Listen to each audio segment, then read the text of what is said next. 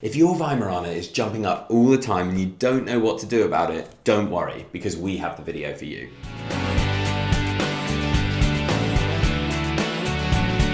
Welcome back to the Fenrir Weimaraner Show. My name's Joe and I'm a certified canine leader here at FenrirCanineLeaders.com. We are dedicated to helping you learn everything you possibly want to know about the Weimaraner and then how to become a high-level canine leader so you can raise your very own. So, if you're new here, don't forget to subscribe, turn on that notification bell so you never miss a future upload. Sorting out your Weimaraner jumping up is definitely something you want to get sorted, as it might be really uncomfortable to go on walks because of it or even invite people into your home. So today we're going to be tuning into a webinar that canine behaviorist and founder of FenrirCanineLeaders.com, Will, has recorded all about how to deal with your dog jumping up. So in this next quickfire webinar, we're going to be addressing one of the most common, probably the most common problem behavior that as a canine behaviorist I come across in what I class as the category of more of a low-level problem behavior, and that is jumping up. Now, depending on the breed that we're talking about, if it's a small dog, then it's an annoying, obnoxious behavior. If it's a large, powerful breed, then it can be incredibly dangerous. Either way, I truly believe that jumping up should be a non-negotiable, is not acceptable behavior, and all dogs should be well-mannered, calm, patient dogs. So in this webinar, I'm going to talk about how I help my clients go through the process of being able to get a dog that is jumping up and is either obnoxious all the way through to downright dangerous, to having them as calm, relaxed, patient, well-mannered dogs. Now, yes, there is a very clear behavior modification and intervention strategy that we are going to put into place to be able to very quickly, efficiently, and incredibly effectively deal with jumping up. It's probably the behavior with the most high success rate for pretty much anybody to be able to come in and implement this strategy to high levels of success. Now, if you follow Fenrir at all and you've watched any of our other videos on YouTube or these webinars, you will know that I believe it is incredibly important, and the vast majority of the work that we do isn't simply putting plasters on behavior problems. We consider that the micro issue.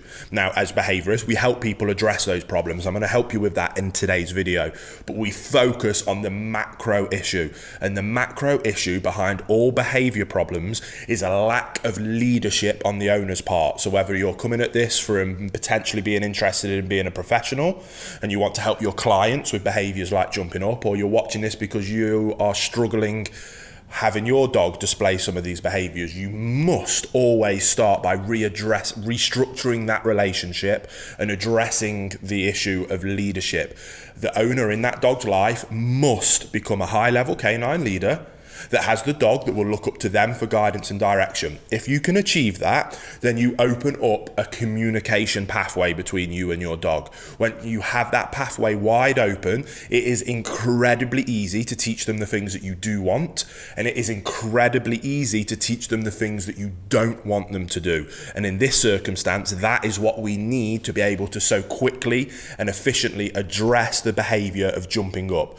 So here at Fenrir, to help people go through that process of restructuring that relationship, putting in rules, boundaries, and expectations for their dog to be able to have them see the owner as the leader in the scenario, as we go through our 1-month boot camp program that we designed. I've completely lost track of the amount of people that has helped to achieve this to incredibly high levels of success. We have a version of it that we do in person with clients, and we also turned it into an online version so that anybody all around the world can do exactly the same thing and achieve exactly the same levels of extreme success. And there'll be a link down in the description box below if you're interested, by the way. But that is about implementing rules, boundaries, and structure and expectation for the dog. That allows them to flip that mentality to see the owner as the leader. Simultaneously, it's about teaching the owner the theories, concepts, and principles to become a higher level canine leader themselves. The combination of the two things gives us the desired outcome of a dog that sees them as an owner, opens up that communication pathway, and through that pathway then allows us to address these behavior difficulties and problems incredibly easily, compared to simply going and attacking the micro problem and trying to put a plaster on it. We address the macro problem, and 9 times out of 10 the micro problem goes away on its own anyway, and if it doesn't, then we can come in and implement an incredibly easy strategy to address the problem. And that's what we're going to talk about now in terms of a dog that's jumping up a lot. So once we've restructured that relationship, it is then really easy to address a dog that's jumping up to the levels of like 100% success rate. It is a very straightforward process to be able to stop it happening. We need to correct the dog's negative behavior, which is jumping up. We then need to redirect them and show them what it is that we do want from them instead. And when they're displaying that desired behavior, we reinforce it. So if right now you've got a dog that jumps up all of the time, that's the undesirable behavior up here, and the desirable behavior is right down at rock bottom in terms of being calm, waiting patiently with good manners, we're going to correct this behavior, which makes that happen less frequently, and we're going to positively reinforce this desired outcome, which will mean that that will happen more frequently. We do the same, both things at the same time, and very quickly we get to a point where we're at the desired outcome all of the time, and we don't need to use corrections anymore. So in terms of what we do, is we set up drills and we practice. When we get a friend or family, or you as the trainer, if you're doing this in a professional setting, you can go through the door, the dog wants to come and welcome you. I recommend utilising a slip lead on the dog. The second that that dog wants to jump up or is about to jump up, we can't do it before because that's not fair. We need to do it with perfect timing to let them know exactly what it is that we're correcting and that we don't want them to do.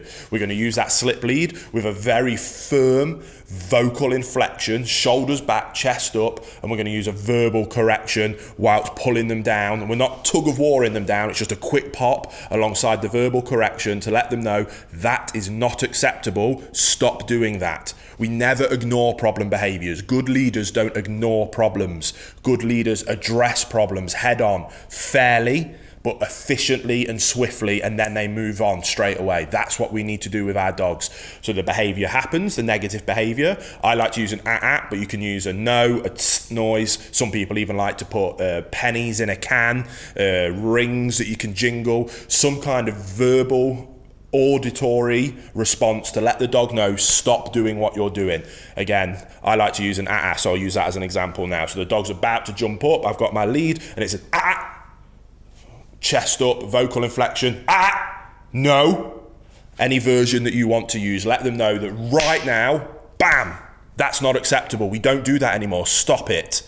And then we move on. It's that quick. A correction is on and off. It is over as quick as it starts. We don't sulk with our dogs. We don't get into a tug of war. We don't fight with them. We just let them know swiftly, fairly, and quickly that is not acceptable. Brilliant.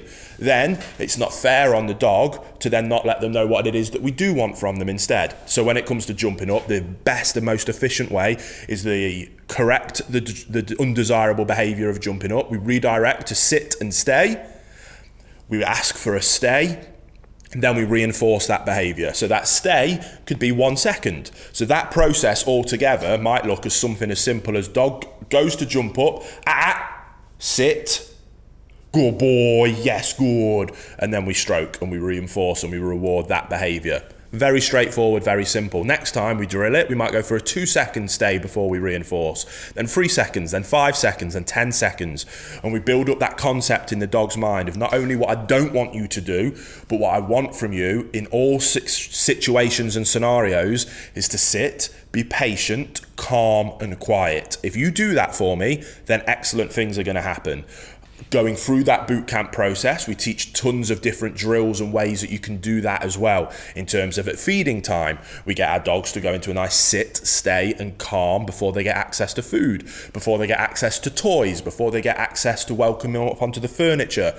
We drill into the dog this concept of, if you want something nice, I want to give it you. I love you more than you will ever know. And I want you to have a wonderful, happy life. And I want you to have everything you ever want. But to get those things, all I ask, because I am in charge, I am the leader in this situation, is that you sit and you wait calmly, patiently, with good manners. If you do that for me, you can have anything that you ever dreamed of. If you're obnoxious, you're annoying, you're barking, you jump up, then I'm going to tell you for that. I'm going to swiftly correct, swiftly and fairly, efficiently, with 100% consistency, so there's no confusion. Every single time I'm going to tell you that is not acceptable. this is what I want you to do. When you do that thing for me, then good things are going to happen. It isn't rocket science, which is why you can have such high levels of success at kind of any level of leadership. Anybody can understand those concepts and theories. Implementing it is where it gets difficult, because you can't be lazy. You have to be disciplined. You have to put in those rules, boundaries and expectations, and you have to stick to them 100% of the time. If you do that, you will have a perfect dog. If you can help your clients do that, they will have a perfect dog. Theory isn't rocket science. Implementation of it takes a little bit of discipline.